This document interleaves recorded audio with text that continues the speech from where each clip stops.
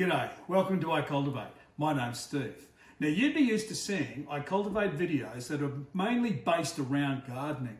But today we're going to look at something a little bit different because I'm actually celiac, which means I need to avoid gluten as much as possible.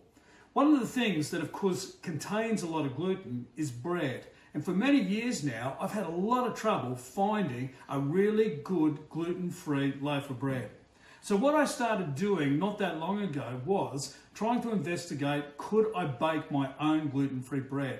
And I'm really happy to say that I've really nailed a really good recipe. And that's what I'm going to show you today.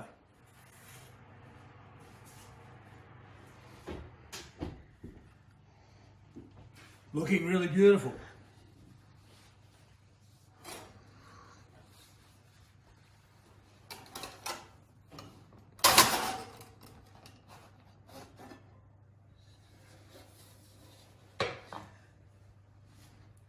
And there we have it, one beautiful loaf of gluten-free bread. Something like I've not been able to find in the shops. So let's now go and have a look at how you can bake your own loaf of gluten-free bread just like this.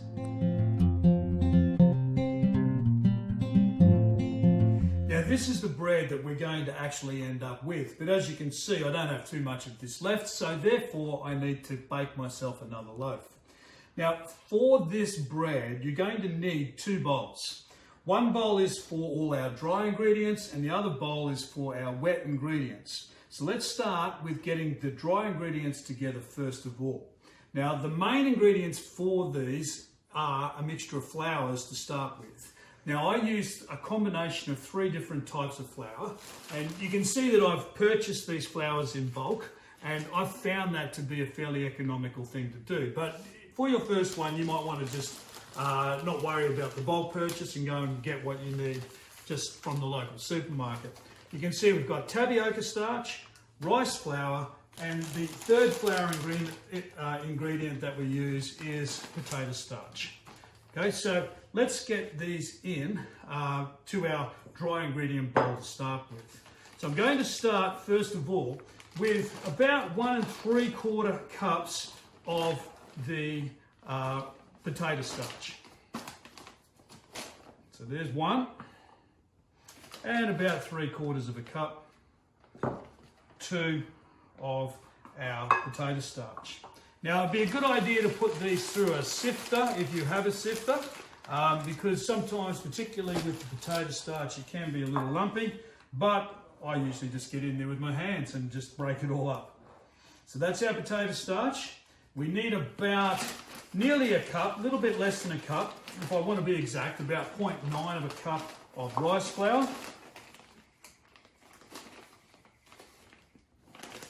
And about 0.9 of a cup of our tapioca starch. This is where you can see how interesting things can get with a black kitchen bench when you're dealing with all these flours. So about 0.9 of our tapioca as well. So that's our flour mix into our dry ingredient bowl. Now, give them a bit of a breakdown. Sifter's a good idea, but as I said, I just get in there with my hands. Our other dry ingredients include about 1/2 cup of flaxseed meal,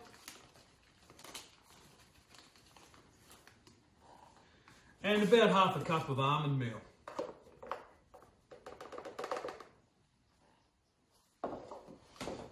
Now the last of these dry ingredients are a couple of tablespoons of just plain sugar,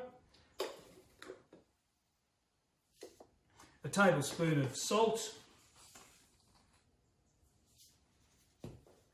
and a really important ingredient for our gluten-free mixture to act as a binder is our guar gum, or alternatively you can use xanthan gum.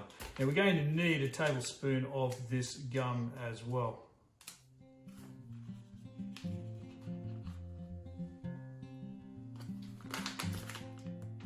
Now lastly, and very importantly, we need 4 teaspoons of yeast, baker's yeast. Once you've got these all in together, give them a good mix. And then the last thing that we have to add to this mixture is seeds. Although you could leave those out if you wish. Now the seed mixtures that I tend to use is mainly a combination of poppy seeds. So I'm just going to put some poppy seeds in here. You can see it's not an exact science, it's just what I think looks about right. I now put some sunflower seeds, followed by some pepitas. Now generally I tend to keep the seed mixture to be roughly about, in total, about 1 cup. So there we go, mix those all in there now. Give it a good mix. And that is our dry ingredients ready to go. I have recently been experimenting a little bit with making some fruit toasts or fruit bread, and it's at this point where I have added sultanas and some chopped up apricots and things like that at this point in time. So you might like to give that a go if you wish. So now we move on to the wet ingredients of this particular recipe. And we start with 2 eggs.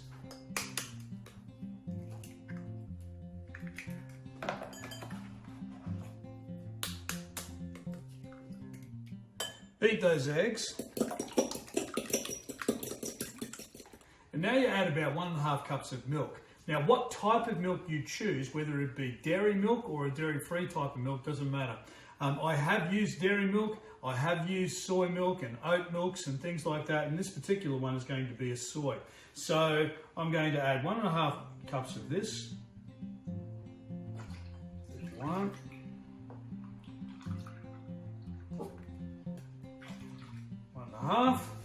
And then give that a good mix. Follow that with about a tablespoon of vinegar.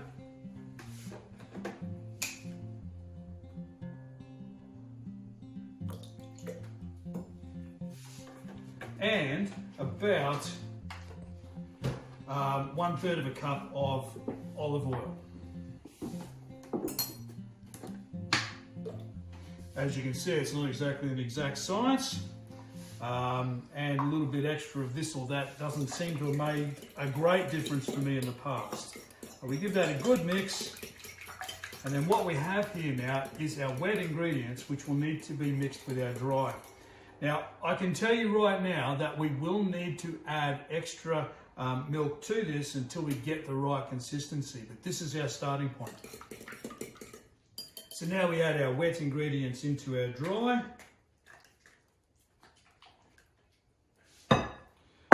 And we start to mix. But remember, we are going to need to add more, or most likely we're going to need to add more milk.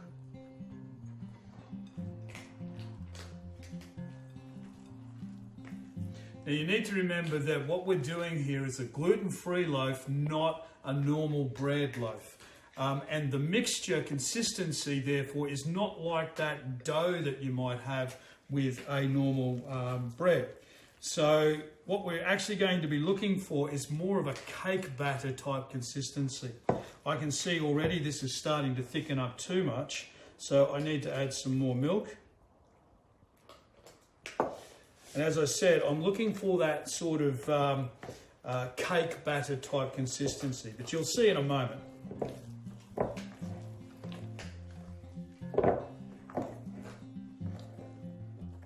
So we've got our bread dough or batter ready to go. You can see the sort of consistency we've got here. It is very sticky. You don't really get your hands into it like you do a normal bread dough.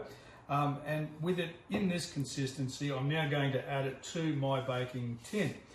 Funnily enough, this is not a bread maker recipe.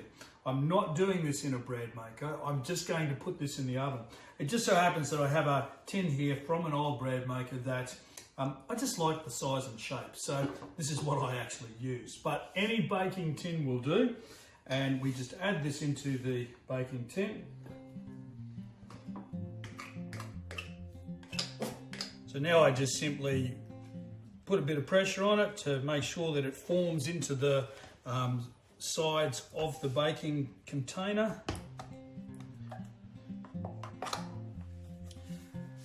And there we have our initial mixture ready to go. We now need to leave it to rise for about 1 hour. And I'd recommend, if it's a cool day, actually putting it out into some sun. So I'm going to cover it with an old tea towel.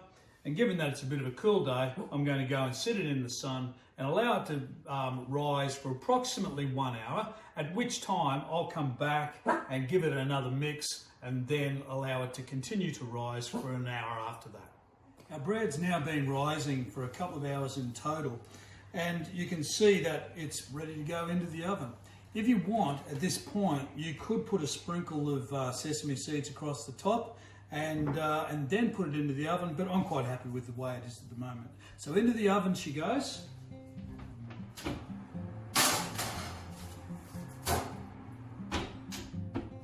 The oven is set to 180 degrees Celsius, and I'm going to leave it in there to bake for 1 hour. So we'll come back in about 1 hour's time and see how it's gone. Time is up. Our bread has been in the oven for an hour, so let's take it out and have a look.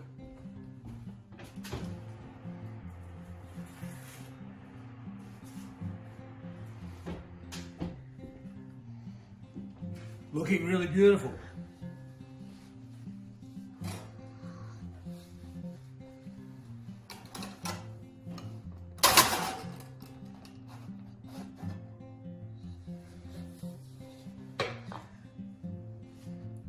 And there we have it, one beautiful loaf of gluten-free bread. Something like I've not been able to find in the shops.